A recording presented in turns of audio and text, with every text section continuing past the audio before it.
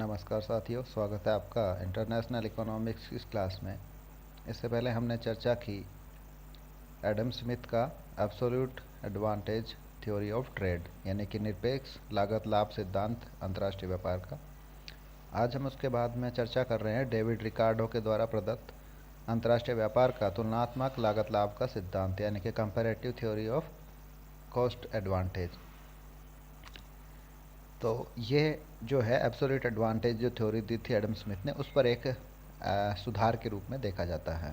तो अंतर्राष्ट्रीय व्यापार का शास्त्रीय सिद्धांत लोकप्रिय रूप से तुलनात्मक लागत लाभ के सिद्धांत के रूप में जाना जाता है। यह 1815 में डेविड रिकार्डो द्वारा प्रतिपादित किया गया था।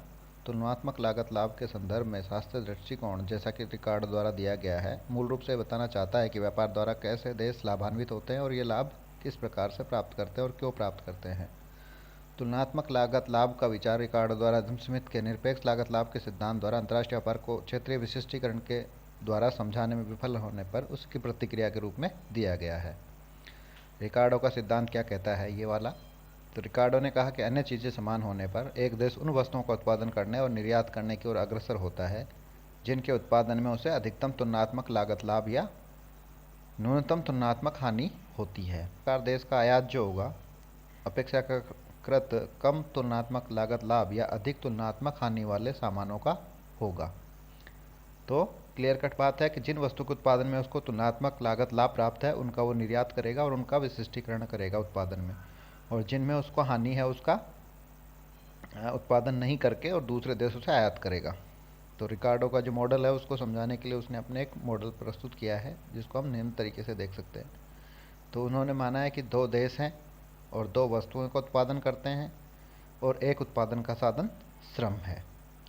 इसके बाद में और कुछ मान्यताएं ली हैं जो निम्नानुसार हैं। पहली मान्यता है कि उत्पादन का एकमात्र साधन श्रम है, ठीक है, यानी कि एकमात्र साधन ही इसमें उपयोग होता है दोनों वस्तुओं के उत्पादन में, वो है श्रम। दूसरा है उत्पादन की लागत को संलग्न श्रम इकाइयों के संदर्भ में मापा जाता है, यानी कि लेबर थ्योरी ऑफ वैल्यू, यानी कि मूल्य का जो श्रम सिद्धांत है उसको मानते हुए चला गया है कि केवल उत्पादन की लागत है उसमें लगने वाले श्रम के मूल्य पर निर्भर करती है ओनली। श्रम एक देश के भीतर पूरी तरह से गतिशील है लेकिन अंतर्राष्ट्रीय स्तर पर पूर्णतः अगतिशील है, यानी कि श्रम की आंतरिक पूर्ण गतिशीलता की मान्यता ली गई है। श्रम की सभी इकाइयाँ समरूप है, यानी कि जो भी श्रमिक हैं वो सभी समान क्षमता वाले हैं। इसके अलावा अप्रतिबंधित या मुक्त व्यापार है, विभिन्न देशों के बीच में फ्री ट्रेड है। इसके अलावा पैमाने के स्थिर प्रतिफल प्राप्त होते हैं, यानी कि कांस्टेंट रिटर्न्स टू स्केल लिया गया है। और एक है पूर्ण रोजगार संतुलन, यानी कि उत्पादन के सभी साधन पूर्णतः नियोजित है और एक पूर्ण प्रतियोगिता पाई जाती है, यानी कि चाहे श्रम बाजार हो चाहे से वस्तु बाजार, और दोनों में पूर्ण प्रतियोगिता पाई जाती है। तो इन मान्यताओं के तहत मान लें कि दो देश हैं ए और बी और दो वस्तुओं का उत्पादन करते हैं दोनों देश एक्स और वाई का। अब तुलनात्मक लागत अंतर को समझना चाहें तो उसको हम नीचे दिए गए एक उदाहरण के माध्यम से जिसमें काल्पनिक डेटा लिया गया है उसके अनुसार समझ सकते हैं।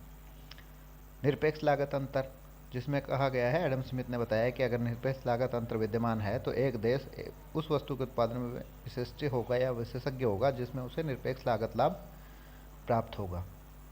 तो इस चीज़ को हम नीचे दी गई तालिका के माध्यम से समझ सकते हैं। मान लीजिए कि प्रति इकाई एक्स और वाई की उत्पादन में लगने वाली श्रम इकाइयों की संख्या के रूप में नीचे दिया गया है, यानी कि एक्स वस्तु और वाई वस्तु के उत्पादन में कितनी एक इकाई उत्पादन में कितनी श्रमिकों की संख्या लगानी पड़ेगी। तो ए देश में एक्स वस्तु की एक इकाई के लिए 10 इकाइयाँ लगानी पड़ती है, तो था वाई वस्तु के लिए 20 इकाइयाँ लगानी पड़ती है। तो घरेलू विनिमय दर एक्स और वाई की हो जाएगी 1x बराबर 0.5 वाई। इसी तरीके से बी देश में एक्स वस्तु की एक इकाई पैदा करने के लिए 20 श्रमिक लगाने पड़ते हैं और वाई की एक इकाई के लिए 10 श्रमिक ही लगाने पड़ते हैं। तो यहाँ एक एक्स है वो 2 वाई के बराबर हो जाएगा घरेलू विनिमय दर। लेकिन तुलनात्मक लागत अनुपात देखें एक्स वस्तु का ए और बी कंट्री के बीच में तो 10/20 यानी कि 0.5 का है यहाँ पे, जबकि वाई वस्तु का देखें तो वो आ रहा है 20/10 यानी कि 2 का। तो एक्स वस्तु का किसके पक्ष में जा रहा है, यानी कि लागत जो है वो मिनिमम किसके लिए है, ए कंट्री के लिए है एक्स वस्तु की, और बी वस्तु की देखें तो वाई वस्तु की देखें तो वो बी के पक्ष में जा रहा है। तो उपरोक्त से निष्कर्ष निकलता है कि देश ए को देश बी की तुलना में एक्स के उत्पादन में निरपेक्ष लागत लाभ प्राप्त है, जबकि देश बी को देश ए की तुलना में वाई का उत्पादन करने में निरपेक्ष लागत लाभ प्राप्त है। इस स्थिति में जब व्यापार होता है तो ए उत्पादन में विशिष्टीकरण करेगा और अपने अधिशेष को बी को निर्यात करेगा, और बी जो है वाई के उत्पादन में विशिष्टीकरण करेगा और अपने अधिशेष को, जो उसके पास सरप्लस पैदा होगा, उसको ए को निर्यात करेगा। तो ये हो गया निरपेक्ष लागत अंतर वाला। अब हम देखते हैं समान लागत अंतर वाला। रिकार्डो का तर्क है कि यदि समान लागत अंतर विद्यमान होता है तो व्यापार और विशिष्टीकरण किसी भी देश के लिए फायदेमंद नहीं होता है, और ऐसी स्थिति में कोई भी देश विशिष्टीकरण की तरफ और अंतर्राष्ट्रीय व्यापार की प्रक्रिया को नहीं अपनाएगा। तो इसको हम समझते हैं नीचे दी गई एक तालिका के माध्यम से। तालिका में देखते हैं अपन प्रति इकाई एक्स और वाई उत्पादन की लागत श्रम की इकाइयों के रूप में। तो देख रहे हैं यहाँ पे दूसरी स्थिति है, ये पहले वाला डेटा नहीं है, इसमें डेटा चेंज है।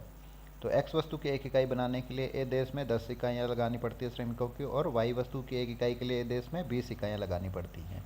तो घरेलू विनिमय दर यहाँ पे पहले की तरह एक एक्स के लिए 0.5 वाई दिया जाएगा, लेकिन बी देश में यहाँ पे चेंज कर दिया है डाटा। तो वो है कि बी देश में एक्स वस्तु की एक इकाई उत्पादित होती है 15 इकाइयों में श्रम के, और वाई वस्तु की एक इकाई होती है बी देश में 30 इकाइयों में श्रमिकों की। तो यहाँ स्थिति देखेंगे अपन, तो घरेलू विनिमय दर देखें आप, यहाँ पे एक एक्स के लिए 0.5 वाई यहाँ पे वापस आ गया है स्थिति में। तो यहाँ पे दोनों की विनिमय दरें समान है। अब तुलनात्मक लागतों का देखते हैं। तो 10/15 एक्स वस्तु के लिए और बी का अनुपात निकाला तो 0.66 आया, 2/3 आ रहा है। इसी तरीके से वाई वस्तु का भी देखा तो 2/3 आ रहा है, 0.66 आ रहा है। तो दोनों वस्तुओं में जो है तुलनात्मक लागत अनुपात जो है वो समान आ रहा है। तो यहाँ पे एक ऐसी स्थिति आ गई है जहाँ पे किसी भी देश को कोई लाभ नहीं है, किसी भी देश का लागत अंतर जो है वो अलग अलग नहीं है, दोनों वस्तुओं के लिए लागत अंतर समान है। तो समान लागत अंतर के कारण दोनों देशों के लिए दोनों वस्तुओं में तुलनात्मक लागत अनुपात समान है।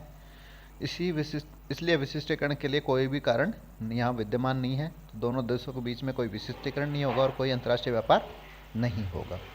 तो ऐसी स्थिति में अगर कोई चीज़ है तो वहाँ पे अंतर्राष्ट्रीय व्यापार की व्याख्या करने में ये सिद्धांत असफल रहता है। अब बात करते हैं तुलनात्मक लागत अंतर की, जहाँ पे तुलनात्मक लागतों में अंतर पाया जाता है। तो यही मेन बात है जो इस सिद्धांत को, जिस पर यह सिद्धांत आधारित है। तो रिकार्डो ने जोर दिया कि सभी परिस्थितियों में यह तुलनात्मक लागत लाभ है जो विशिष्टीकरण और व्यापार का कारण बनता है। तो इस सिद्धांत में जो बात करते हैं वो मेनतः तुलनात्मक लागत अंतर की, जिसको हम निम्न तालिका से समझेंगे।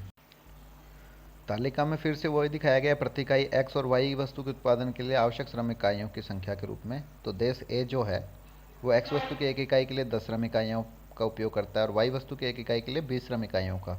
तो इसमें घरेलू विनिमय दर वही पहले वाली रहेगी, 1x के लिए 0.5 वाई दिया जाएगा। देश बी में देखें तो स्थिति अलग हो गई है। अब यहाँ पे एक्स वस्तु की एक इकाई के लिए 15 श्रमिक इकाइयाँ और वाई वस्तु की एक इकाई के लिए 25 श्रमिक इकाइयाँ लगाई जा रही हैं। तो यहाँ घरेलू विनिमय दर एक्स के लिए 0.6 वाई हो जाएगा। अब तुलनात्मक लागत अनुपात देखें एक्स वस्तु के लिए तो 10/15 यानी कि 2/3, 0.6 का हो गया यहाँ पे। तो और वाई वस्तु में देखें तो 20/25 यानी कि 4/5 का आ गया यहाँ पे, तो वो हो गया 0.8। तो यहाँ ये स्थिति साफ नज़र आ रही है कि जो दोनों वस्तुओं में है वो एक्स और वाई दोनों वस्तुओं में ए को तुलनात्मक लागत लाभ है, लेकिन ज़्यादा किस में है, वो है एक्स वस्तु में। एक कंट्री जो है दोनों वस्तुओं में निरपेक्ष लागत लाभ प्राप्त रखता है। तो ये स्थिति हमारे सामने तुलनात्मक लागत लाभ वाली है। तो उपरोक्त सारणी से स्पष्ट हो जाता है कि देश ए को वस्तु एक्स और वाई दोनों में निरपेक्ष लागत लाभ प्राप्त है, हालांकि ए को एक्स के उत्पादन में बी की तुलना में तुलनात्मक लागत लाभ प्राप्त जो है वो अधिक है।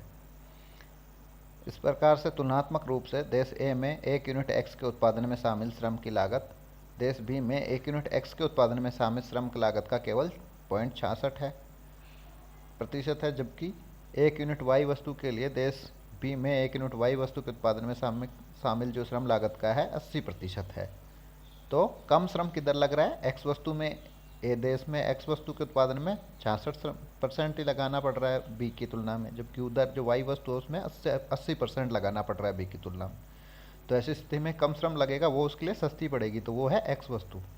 तो सस्ता उत्पादन एक्स वस्तु का ए देश में और बी वस्तु का बी देश में वाई वस्तु के उत्पादन में तुलनात्मक लागत लाभ प्राप्त होगा। तो तुलनात्मक लाभ को जानने के लिए हमें दोनों देशों में एक वस्तु के उत्पादन की लागत के अनुपात की दोनों देशों में अन्य वस्तु के उत्पादन की लागत के अनुपात के साथ तुलना करनी होती है। जैसे कि हमारे उदाहरण में एक्स के मामले में पहले हमने किया 10/15 और वाई के मामले में 20/25। तो ये दोनों अनुपात हमने चेक किए और उनका अगर अंतर डिफरेंस है तो वो है तुलनात्मक लागत लाभ वाला।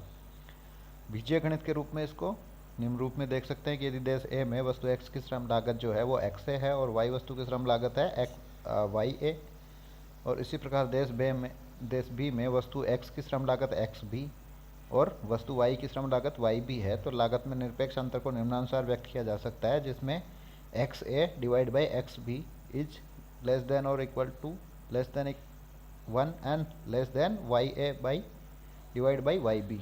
तो यहाँ ये दिख रहा है कि जो एक्स वस्तु का अनुपात है वो एक से छोटा होगा और वाई वस्तु का अनुपात है वो एक से बड़ा होगा। तो अगर दोनों में एक का एक तो एक से बड़ा और एक से छोटा हो तो उस स्थिति में निरपेक्ष लागत अंतर पाया जाता है। और जिस वस्तु के लिए एक से कम होगा उसका मतलब होता है जैसे एक्स ए जो है x A divide by x b है वो एक से कम है, तो यहाँ एक्स वस्तु में ए कंट्री को निरपेक्ष लाभ होगा और दूसरी वस्तु में दूसरे कंट्री को निरपेक्ष लाभ होगा। अब लागतों में तुलनात्मक अंतर को व्यक्त करने के लिए बीजगणितीय विधि में जिस तरीके से यूज करेंगे कि x A divide by x B is smaller than Y a divide by Y b and smaller than 1, तो ये दोनों जो अनुपात होंगे एक से कम होंगे। तो इस स्थिति में जो है ए कंट्री को दोनों वस्तुओं में निरपेक्ष लागत लाभ प्राप्त है, लेकिन जो वाला बड़ा होगा या जो छोटा होगा, यानी कि एक्स वस्तु के मामले में जो एक्स वस्तु का अनुपात है वाई से छोटा है, इसलिए ए कंट्री को एक्स वस्तु में तुलनात्मक लागत लाभ प्राप्त होगा। यही हमने यहाँ लिखा है कि देश ए को देश बी पर वस्तु एक्स और वाई दोनों में निरपेक्ष लागत लाभ प्राप्त है, लेकिन वाई की तुलना में एक्स में उसका तुलनात्मक लाभ अधिक है।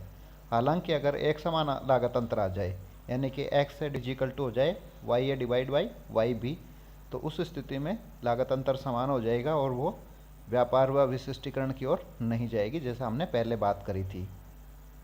तो चूँकि हमारे उदाहरण में जो लास्ट वाला हमने देखा तुलनात्मक लागत अंतर वाला, वहाँ है कि देश ए को वस्तु एक्स में तुलनात्मक लागत लाभ प्राप्त है, तो रिकार्डो के सिद्धांत के अनुसार इस देश को एक्स में विशिष्टीकरण करना चाहिए और अपने अधिशेष को वाई के बदले में देश बी को निर्यात करना चाहिए। इसी प्रकार देश बी को वस्तु वाई में कम तुलनात्मक लागत हानि है, अतः रिकार्डो के सिद्धांत के अनुसार देश बी को वाई में विशिष्टीकरण करना चाहिए और इसका जो सरप्लस है उसको एक्स के बदले में देश ए को निर्यात करना चाहिए। तो ये हमारा इस सिद्धांत का जो मूल भावना है, वो मूल तत्व है, वो आपको समझ में आ गया होगा। बाकी की चर्चा करते हैं अगले वीडियो में। धन्यवाद।